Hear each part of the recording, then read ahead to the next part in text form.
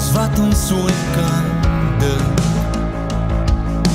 Waar sal ons die woorde kry om nie ooit waarlik te beskryf? Oor 1000 jaar sal ons steeds die almag van die naam besing. Oor 1000 jaar sal ons elke dag nog nie verlof kan bring. Daar is altyd meer om te sien. Daar is altyd meer om oor te sing. Oor 1000 jaar sal ons steeds val en storme aanbidden saam met die hemel. Sal ons steeds sing, heilig, heilig is die Here. Oor 1000 jaar sal ons steeds die almag van die naam besing. Oor 1000 jaar sal ons elke dag nog nuwe lof kan bring.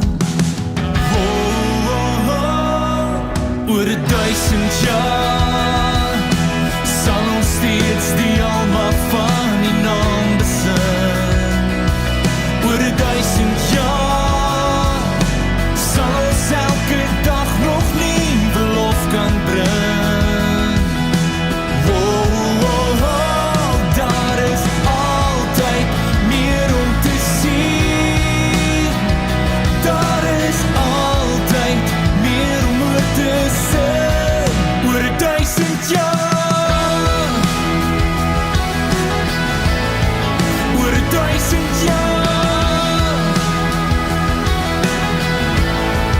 Oor 1000 jaar.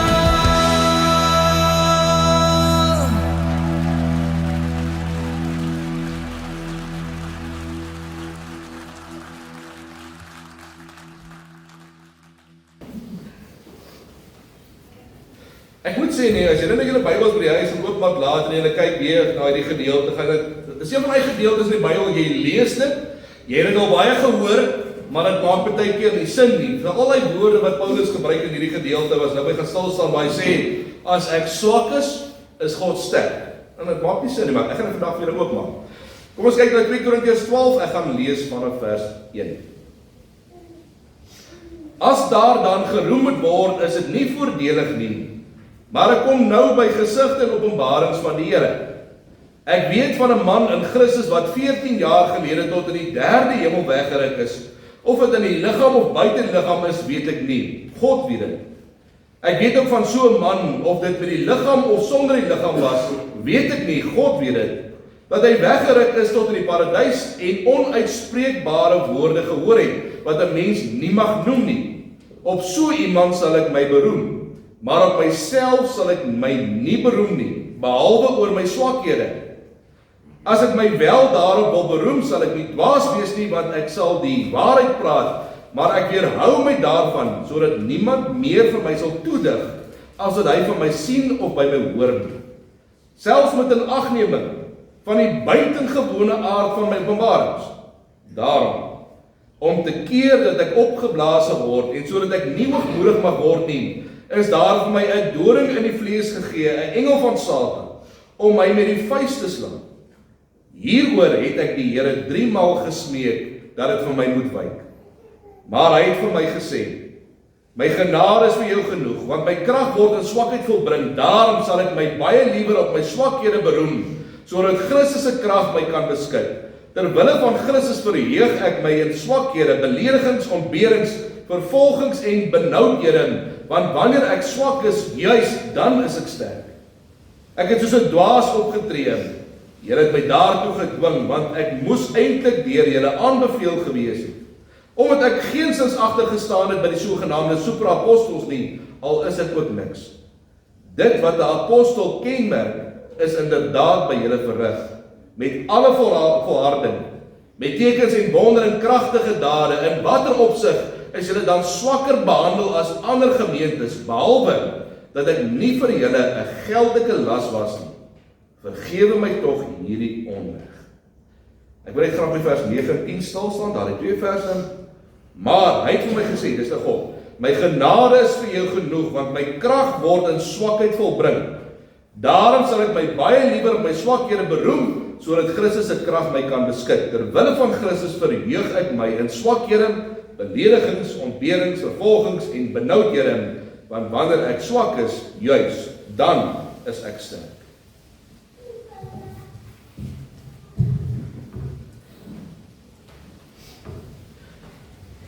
My liewe familie, ek wil graag vanoggend so 'n bietjie met julle gesels oor iets wat julle baie goed ken. Iets wat elkeen van julle nou iewers in julle lewe al oorgekom het. Kyk, dit tref almal. Of jy nou 'n Christen is of 'n ongelowige is, of jy die dinge maar eers uitkyk, dit maak nie saak nie, dit slaan almal. Mense, julle ken dit. As jy asem het, dan beteken dit dat iewers in jou lewe is jou planne al omgekrap gewees. Partykeer is dit iets kleins, en ander kere is dit massiewe verandering. Dis soos om by 'n Romeinstadetjie te gaan staan daar by Punt. Nou gewoonlik het hulle ons 2 vensters koop op 'n besige dag. Ek weet nie hoekom nie, met Punt se Romeins bly maar net altyd lekker. Maar vir een of ander rede kies ek altyd die verkeerde ry.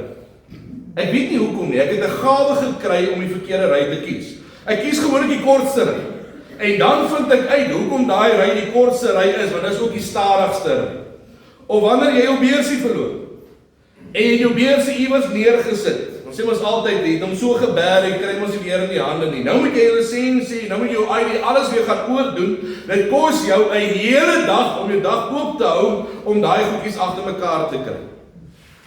Onlangs by Brandon en Ashay se troue moes ek hulle troue gaan registreer en ek doen dit toe op 'n Dinsdagoggend. En ek was van plan om net so 'n uur of 2 ure daar by binnelandse sake te staan in die ry. Lekker verrassing gekry, kos maar die hele oggend se planne te kanselleer. Die hele oggend daar gestaan.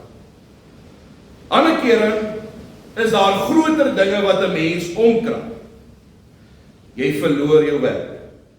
Skielik is daar 'n siekte wat alles in jou lewe kom omkrap. Jou kar breek langs die N2. Jy moet iemand bel om dit te kom insleep. So julle almal ken ontwrigtings. Partymal is dit 'n groot ding. Ek het nou gisterand gelees oor Israel en Iran ook. Julle het mos nou gesien hoe deel hulle mos nou. Iran wat gesê het, julle is so goeie diere, Israel sê, ons gaan vir julle drones stuur en dan stuur dit, julle moet nie kom haal nie, ons stuur dit sommer so gee vir julle. En dan sê Iran weer vir hulle, maar julle is so gaaf, ons gaan vir julle ruil, ons gaan vir julle missiele stuur. So partykeer gebeur daar goed wat groot verontrigtings is. Partymal is dit goed met jou heeltemal kant van. En jy het nie daarvoor voorsiening gemaak nie, jy het nie gesien kom nie. Dis soos wanneer 'n skramskakel die bal vir jou loskakel gee en jou binnensenter besluit hy tackle jou loskakel. Jy het nie gesien kom nie, jy staan opeens nie mekaar. Kyk so 'n paar jaar terug mos met COVID. Hoeveel mense het daai jaar nie troues beplan nie? Waar is jou hande vanaf? Kliphard sport geoefen en dan moet jy dit kanselleer. Groot surprise. Groot grap. Kanselleer maar jou troue. Kanselleer maar jou sportplanne. Man, kanselleer sommer jou werk. Jy sien, dit het baie gekos om ons daar uit te kry, om deur te kry. Ons moes maar geduldig gewag het, want binnekort om weer ons planne op dreef te kry. Maar is dit so? Vir een of ander rede wil ons planne net nie uitwerk soos ons beplan het. Jy sien, ons kry nie ons planne uitgewerk op daai komma en daai punt nie. Daar's die heeltyd goedjies wat ons moet hanteer, heeltyd goedjies wat ons planne kom omkrap. So die groot vraag is, wanneer daai ontwrigtings in jou lewe kom, wanneer die dinge in jou lewe te mekaar kom klap, wanneer jou planne nie uitwerk nie, hoe hanteer 'n mens dit? Een ding wat nog in die Bybel uitkom, rondom hierdie goedjies wat jou planne kom omkrap, is dat daar altyd 'n geleentheid is om 'n seën te kry en vir iemand 'n seën te wees.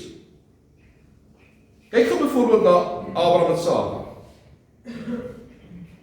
Hulle het baie planne gehad om baie kinders te kry en vroeg in hulle lewe.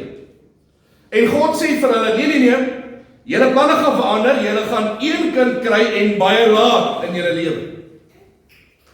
Of Moses, wat sy hele lewe verander het toe hy daai Egiptenaar geteken het, al sy planne verander, hy moes vlug in die woestyn in om sy lewe te red.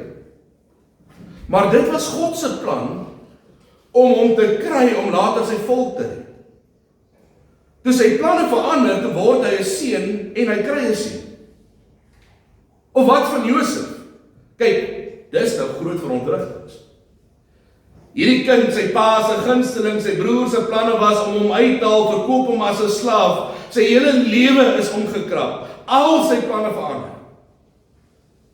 Maar toe kry hy 'n seun en hy word geseën. Jy sien, soos jy die Bybel deurlees, gaan jy agterkom oor en oor en oor. Wag. Is julle skerp? Stop gerede hoor. As julle nou mooi gehoor het, gaan julle hoor, ek het julle gesê, dat wanneer jou planne verander, lê daar vir jou 'n seën. Interessant is, waar baie keer verontrustings in ons lewe kom, het jy met 3 goed in jou lewe te doen. Guns, krag en vreugde. 3 seëninge. Kom ek wys dit vir julle vanoggend. Kyk gou na Abraham. Genesis 18 vers 3. Hy sê toe, my Heer, as ek guns vind in die oë, moet dan asseblief nie by u dienaar verbygaan nie. Noag, Genesis 6 vers 8. Maar Noag het guns gevind in die oë van die Here. Maria, Lukas 1 vers 30. Die engel het van Maria gesê, moenie bang wees nie, Maria, want jy het genade, guns by God gevind. Dawid praat daarvan, Psalm 5 vers 12. Want u, Here, u seën die regverdige, soos 'n skild omring u hom met welwillendheid, met guns. Dan nog 'n laaste ene met Jesus, Jesaja 61 vers 2. Om die genadejaar, gunsjaar van die Here aan te kondig, ons God se dag van wraak, ons almal wat rou te troos. Jesus lees uit Jesaja 61 vers 1 en 2 en sê dat God se gunsjaar aangebreek het. Dit het ons gebeur toe hy daar in die sinagoge was en 'n stukkie gekry het om te lees. Hy maak die boekrol oop en hy lees dit. En met Jesus se lewe wat hy vir ons gegee het, beteken dit jy sit vandag met God se guns. Dis ongelooflike goeie nuus. Dis fantastiese nuus. Ek meen, Dawid beskryf dit dat jy omring is met God se guns. Jy kan dit nie sien nie, dis soos 'n bubbel wat rondom jou is. Jy is bewus daarvan, jy beleef dit, maar jy kan dit nie fisies sien nie. Wat beteken dit? Wat dit so ongelooflik maak, is omdat jy God se guns het. Beteken dit dat wanneer jou planne verander word, dat dit nie noodwendig van uitstekende, awesome planne is na, daar's alles daarmee in. God se guns beteken, wanneer jou planne verander word, werk dit baie maal beter uit, as wat jy verwag het en gedink het. God se guns beteken dat wanneer jou planne verander word, dit nie noodwendig slegter is nie. Partymal is dit beter, baie maal is dit meer. Die Here gee en verander jou planne met iets groter in gedagte vir jou. God se guns beteken nie dat wanneer jou planne verander, dat God eenkant staan, sy hande vou en lekker agteroor sit en lag om met jy hande 4 voet kruip. Glad nie. God se guns beteken dat wanneer God ons planne verander, baie keer verander, doen hy dit met iets groter in gedagte vir jou. Dis wat hierdie guns beteken. Dat God ons planne hoor en sien, maar die beste vir ons wil hê. God gee sy guns en dit beteken dat wanneer ons planne verander word, is dit met iets meer in gedagte of iets beter vir jou in gedagte. Dis presies wat hy guns beteken. So jy het God se guns. Baie keer wanneer jou planne nie uitwerk nie, is omdat God vir iets meer en groter in gedagte het. Nou die tweede ding waarmee jy geseën word, wanneer jou planne nie uitwerk nie, is krag. Kom ons kyk hoe skerp is dit. Julle almal ken mos julle Bybels op punte van julle van ons. Julle het ons al 20 keer ons al deur gelees en julle ken mos al die name in die Bybel. Ek gaan vir jou 'n leidraad gee en dan wil ek julle hoor of julle my die naam kan gee van wie ek praat. Hierdie persoon van wie ek praat is al 5 keer deur die Jode geslaan, elke keer met 39 houe. 5 keer is hy geslaan. Hy is die eerste keer geslaan en toe hy dit weer oorkom, toe sit die merke van die eerste keer geslaan op sy rug. Die derde keer toe hom slaan, toe kon hulle die eerste 2 keer se merke op sy rug sien. Teen die 5de keer, toe kon hulle al 4 keer se slaan op sy rug sien. 3 keer was hy met stokke geslaan. Dis amper iets soos 'n sweepblad. Hy kan nie breek nie. 1 keer is hy onder die klippe gesteek. 3 keer moes hy uitswem omdat sy boot gesink het. Amper dood. 1 keer het hy 'n hele nag en dag op die see rondgedryf op 'n stuk hout voordat hy uitgespoel het. Elke jaar het hy amper getrek. Hy het nie 'n huis gehad nie. Rowwe riviere, skelms, Jode wat hom haat, mense wat hom wegjaag en mense wat hom doodmaak is 'n gewone dag vir hom. Hy het die hele paar aande niks geslaap. En wanneer hy probeer slaap, rol hy rond oor ander gelowiges wat sukkel in die geloof. Honger, baie aande. Dors, baie keer. Sonder kos gereeld. En dan het hy keer eers 'n kommers gehad, jy het daar 'n bonneltjie in 'n hoek gesit in die koue aande. Wie dink julle was dit? Ja, Raaispel. Paulus. Mooi, hoe sterkies julle nou, hoor? Paulus. Maar hoor wat sê God vir Paulus in 2 Korintiërs 12 vers 9. My genade is vir jou genoeg, want my krag word in swakheid volbring. Paulus antwoord hierop, daarom sal ek my baie liewer op my swakhede beroem, sodat Christus se krag my kan beskik. Terwille van Christus verheug ek my in swakhede, beledigings, ontberings, vervolgings en benoudhede, want wanneer ek swak is, juis dan is ek sterk. Dit is totaal anders as wat die wêreld die oortuig van iemand wat sterk is. Die wêreld sal vir jou sê, jy moet in beheer van jou lewe wees. Jy's 'n leeu, almal is jou prooi. Jy moet voorberei wees, moenie met jou broek op jou knieë gevang word in die lewe nie. Breek mense as dit nodig is, trap op almal as dit nodig is, jy moet bo uitkom. Jou planne is die belangrikste. Jy's in beheer van jou lewe. As jy suksesvol in die lewe wil wees, moenie toelaat dat ander mense jou planne verander nie. Ek het 'n paar foto's op Google gaan kyk na wat hulle reken hoe om suksesvol te wees. Een foto het gesê, neem beheer van jou lewe, jy bepaal jou eie sukses. 'n Ander foto het gesê, net jy kan jouself verbeter en jouself gelukkig maak. Jy moet beheer neem van jou eie gedagtes en niemand beïnvloed jou nie. Laaste enetjie. Die oomblik wanneer jy besluit om beheer van jou lewe te neem, is die eerste tree tot sukses. Volgens wêreldse standaarde maak Paulus dit nie. Hy is nie 'n voorbeeld van iemand wat sterk is nie. Hulle sien hom eerder as daai tingerige ouetjie wat heeldag mense rondhardloop en die mense rondstamp en spot. Maar die waarheid is, Paulus sê, wanneer ek swak is ek op my sterkste. Wat bedoel Paulus? Paulus praat van 5 keer se houe. Klippe wat sy kant toe gekom het, mense wat hom weggejaag het, wanneer hy moet uitswem om sy lewe te red. Hy praat van die lewe se verontwrigtings. Wanneer die dinge nie gaan volgens plan nie.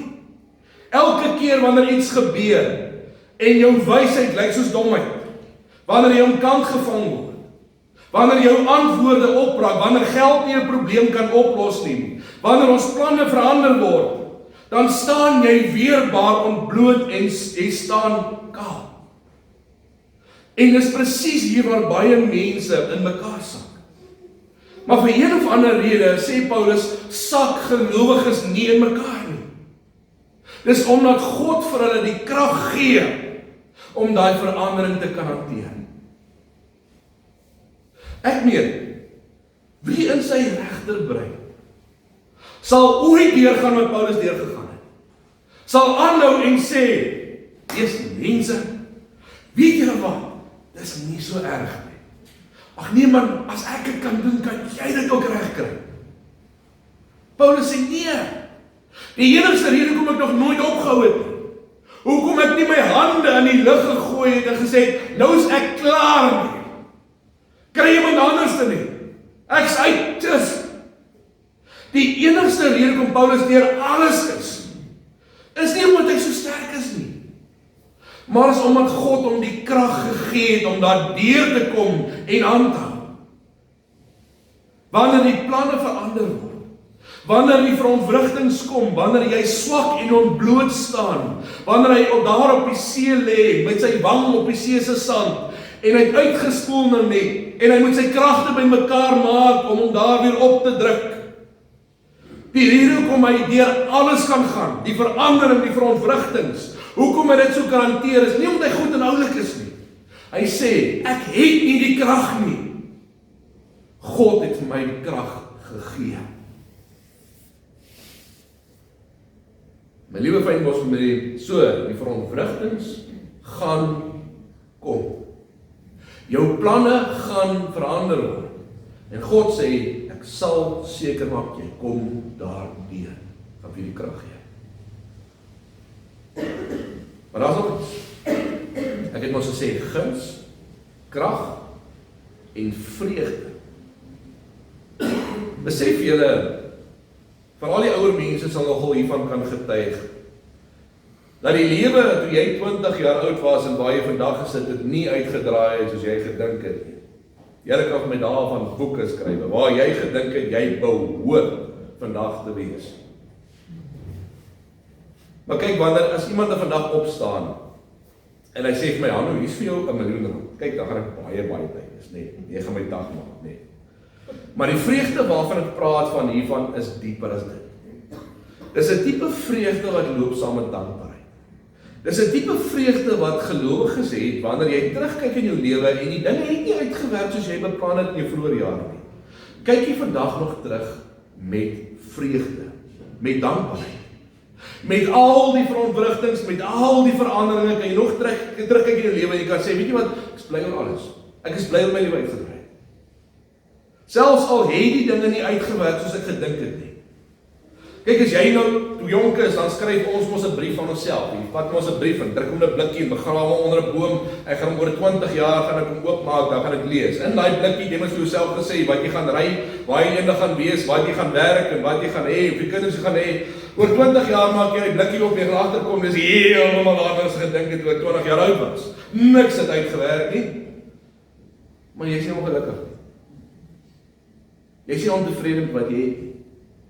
Jy het vrede en jy het vreugde met al jou planne wat verander het.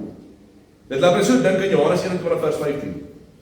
Toe hulle klaar was met ontbyt, vra Jesus vir Simon Petrus, Simon, seun van Johannes, het jy my baie lief, meer as hulle? Hy sê vir hom, ja Here, U weet dat ek U lief het. Hy sê vir hom, laat my lammers wy. Net toe Jesus klaar geëet het, na Jesus opgestaan het uit die dood uit, toe vra Jesus vir Petrus 3 keer, het jy my lief? Petrus antwoord al 3 keer, ja Here, moenie eens dit vra nie, U weet mos ek het U lief met my hele hart. Die 3de keer Jesus hom vra, Petrus, het jy my regtig lief? Toe raak Petrus sommer skoon hartseer, omdat die Here vir hom 3 keer vra of hy hom lief het. Interessant is, die vorige keer toe Jesus met Petrus gepraat het en vir Petrus gesê het, jy gaan my 3 keer ontken, het hy vir Petrus gesê, Petrus, jy gaan my 3 keer ontken. Hier in Johannes 21 staan daar, Simon, seun van Johannes. Sy noem hom nie Petrus nie. Die rede hoekom Jesus vir hom Simon, seun van Johannes noem, is Jesus wil hê Petrus moet gaan terugdink aan waar hy was in die begin. Hy moet gaan dink oor alles in sy lewe. Hoe Jesus die water in wyn verander het, hoe hy die mense gesond gemaak het, hoe die wind en see aangespreek is, daai aand toe hy Jesus 3 keer ontken het, hoe hy gesien het, hoe Jesus stikkend geslaan is, en hy niks daarin kon doen nie, hoe teleurgesteld hy was, toe Jesus aan die kruis hang, en later uiteindelik dood is, en Jesus kon homself nie red volgens hom nie. Hierdie was seker die grootste verontwrigting toe Jesus doodgegaan het. En hier staan Petrus, en hy raak skoon hartseer, as Jesus hom 3 keer vra, of hy hom lief het.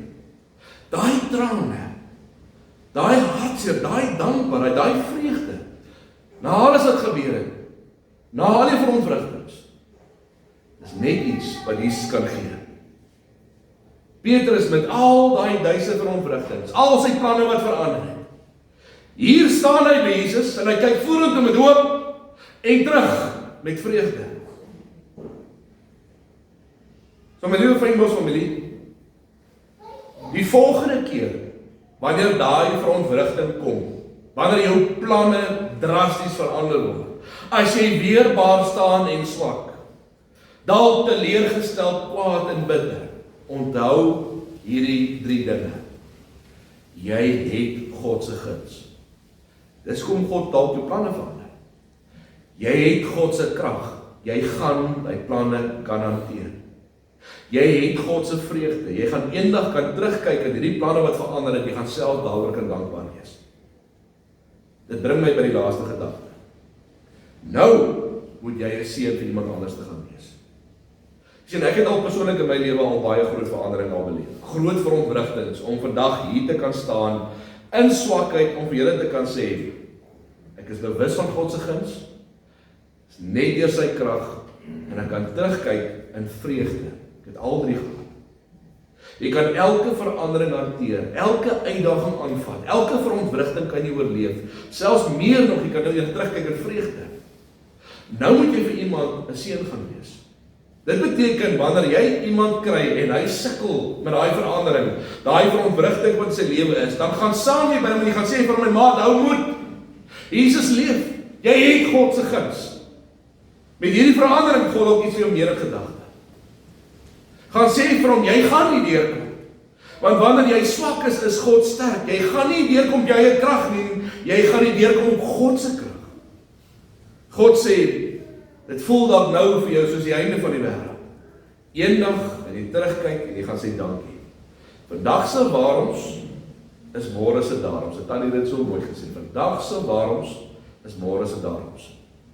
Gaan wees jy nou vir iemand ook 'n seën. Jy ken die verontwrigtings, jy ken die veranderinge, help hulle dat hulle dit ook kan hanteer. Amen. Kom ons bid saam.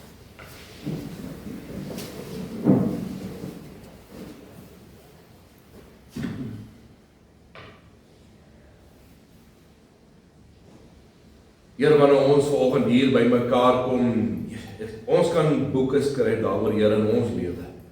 Ons hoef nie as oud te wees nie, van ons kan jong wees, Here, en hoeveel keer die dinge in ons lewe nie al verander het nie. Partykeer het ons dit nie eens gesien, kom nie. Dit het eenvoudig net uit die blauwtyd gekom en ons om 'n laag kon vat, dat ons partykeer op die grond val, Here. Maar hier staan ons vandag nog steeds. Dankie, Here, dat ons kan weet, alhoewel ons baie keer in daai briefie vir ons in ons blikkies sal skryf waar ons self oor 20 jaar sien. En vandag hier staan en dinge het nie uitgewerk soos ons beplanne gedink het nie. Dat ons nie vandag hier staan met ons arms gehang en met ons moed in ons skoene nie, maar Here, ons kan op môre dit inkyk met hoop en sekerheid. Ons kan selfs terugkyk in vreugde. Dankie dat ons kan weet, Here, met alles wat ons al deur is in ons lewe, ons kan nie daarvan hier van voor U vandag staan en daarvan getuig om te sê, Here, dit was ons wat so slim en goed en sterk was nie, dit was nie ons nie, Here, U weet het. U het ons daardeur gesleep as dit moes, maar U het ons daardeur getrek.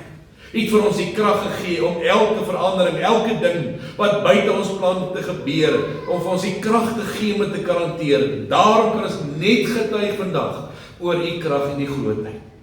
Dis presies soos Paulus sê, wanneer ons swak is U sterk.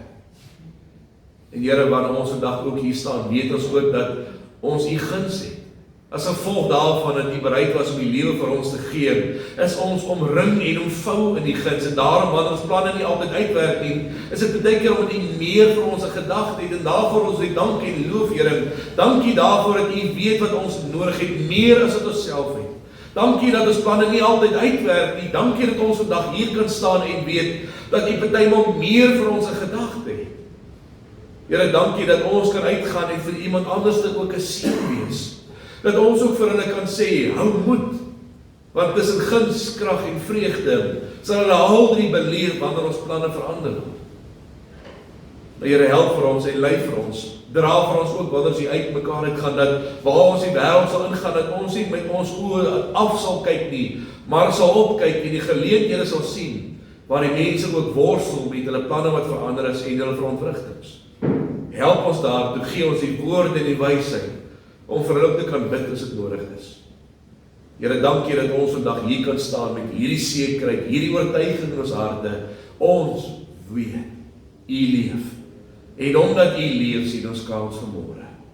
Dankie Here, dat ons hierdie mag bid, in die almagtige en heilige en kragtige naam. Amen. Ontvang nou die seën van die Here en gaan in sy vrede. Die genade van die Here Jesus Christus en die liefde van God en die gemeenskap van die Heilige Gees sal met elkeen wees. Amen.